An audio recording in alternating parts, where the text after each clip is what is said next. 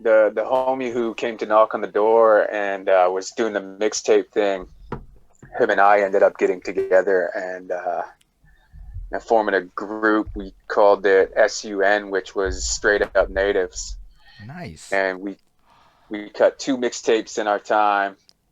The first one was done all on like stolen beats and mainstream beats and shit like that. But yeah, we cut that on, I think it was Cakewalk Studio or some shit like that, with a DJ mixer and like a shitty handheld karaoke mic. Yo, a game with the resourcefulness. But the truth is, now you're sitting here in an interview and you're like, bro, so we formed a group called Straight Up Natives and we cut a tape. So even if nobody heard it, you made it and you're talking about it today. It just shows how fucking Yeah, resourceful you are, dog. Yo, karaoke yeah, we mics are definitely. overrated, underrated. Yo, if you don't have a mic, it's better than nothing. You know, like they do have a sound. I mean, I've also recorded on stuff like rock band microphones. A rock band mic will work if you set everything up right. I mean, like we're not. But again, you said mixtape again, so you're not like trying to front like, yo, this is a studio thing. But yo, like I actually want to make a mixtape series called "Sounds Like Shit," so I can get away without mixing or mastering it, just to like fucking rap on it. That's like those are like down the line ideas I have. But like, yo, it's a mixtape. It doesn't have to sound good. It has to. It just has to be a bunch of fucking raps of the shorter variety. Wait a second. All the singles are 2 minutes now. All those mixtapes are like 2 minute shits back in the day. Wait a second. Maybe mixtapes had a huge influence on music that people. Actually, I just thought of that right now a little bit, yo, because I'm starting to look for connections in the world. But the more I learn about the mixtape hustle, yo, like seriously, mixtapes had a huge influence on the modern mainstream shit. So just the fact that back in that era you were fucking with it shows you had a finger on the pulse in the real shits. Yeah,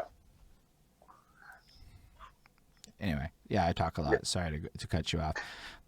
My first one, I actually remember, and Jesus Christ, the labor intensity of that as well was just something else, to just sit there all night long and burn CDs off the same desktop all night long, burning CDs, marking them up and stuff like that. And You did that. I remember I went into school like just before I got the boot there with a stack of 30 mixtapes, and it was, we were selling them for $10 a pop or something like that, and it was at the time, one of the fastest $300 I've ever made, man. Hold up. So you're a teenager and y'all make this bootleg mixtape within the means of what you can produce. So not to say that it's bad. It's amazing because you did it. Okay. I didn't do no shit like that. You did shit like that. And then you flipped it and made some money. Yeah, Bruh. That's some knowledge nugget shit right there you shared. Because yo, so like you did it, right? It didn't necessarily matter that like people listened to it or not. I'm sure they did. But the fact is, you created something and you put it out into the world, and surprise, surprise, easy $300 in your hand. Why? Because you put that labor of effort in. Look, everything we're doing has a bit of a labor attached to it, right? There's almost, I mean, yes, these days there's less labor attached to much things, but because you did that shit, you stood out and you created something that was worth purchasing. You made a mixtape at a time when people were not probably doing that around you. I'm assuming maybe everybody's. Are people doing that? Do you guys have like a popping music scene where you're from, or are you like one of the first dudes to do it where you're from? definitely a pioneer where I'm from. I live in a very small place, and not a lot of people are doing this. Yo, incredible, dude. Yo, for real, that's really incredible. Like, I live in Montreal. Like, I'm blessed. I have like a whole fucking city's worth of fucking people for days and shit. It has its own problems. Don't get me wrong, being super saturated, but we have ecosystem shits like studios and stuff where in a way you may not have access to all of that. So again, that Yeah, resourcefulness is fucking fascinating. Um, but so go on. yeah, no, I was just agreeing. But yeah, as far as that goes, so you guys did the first one on other people's beats, which is fair enough, and then you said you made a second one. Yeah. That one was real beats, or not? When I say real, like your own beats, or was it again other beats?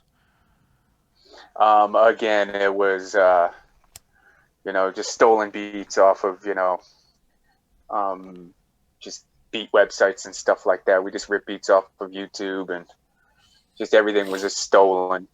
We couldn't afford shit. Yeah, I don't have any disrespect for that. A lot of people may not like it, but then I found out like what am I gonna do? Not everyone can afford some shit, and you're young when you're doing this too. We're not even talking about like 33-year-old employed person stealing beats off of YouTube instead of putting money into the scene. That's a different reality than young guy trying to get his name out, trying to get a thing on. This is not even nowadays times. It's probably like the early internet before a lot of us even knew better. Like, why would we think twice about half this shit? We didn't know better, you know? Now it's a different fucking Yeah, world. But I definitely really just appreciate you sharing your experiences, because even on the front where it's like, yo, we don't necessarily understand how easy things are today compared to what it is, right? Like, we don't understand it fully. So you sharing this with us helps us have a better sense of context for the luxuries that we have today with our multi-screen setups and this, that, the next thing, you know? Like, it's nice, all things considered. yeah. Um, so that's cool. So you guys made those two things. Were you performing? Were you doing that kind of shit too? Here and there, once in a while. Like I said, I live in a small spot, so and my stuff wasn't all too family friendly, and a lot of the performance opportunities that I had were like, "Hey, come perform at this gathering or this event that we got. Oh, by the way, it's family friendly. Do you have anything for that?" Yeah, yeah, no thanks, I don't. Yeah, I understand that feeling too. That's fucking a real thing though, and it's actually like a good thing to take away is you might want to have a couple family friendly ones up in your arsenal, or at least be like, I can edit it. You know, like in a way, like just because there are opportunities that exist that might be family friendly or whatever. Like once I had to perform in a cafe, and they're like, you can't swear here, and I'm like, and then I swore in my intro. I didn't swear on the song. I said, "Oh fuck, I can't fuck it." And like I had like a that moment, and then they all laughed. But no, it's actually really important to be family friendly. So thanks for sharing that. And gorgeous doggy. I'm a big dog person. That's fucking cool, man. Thank you.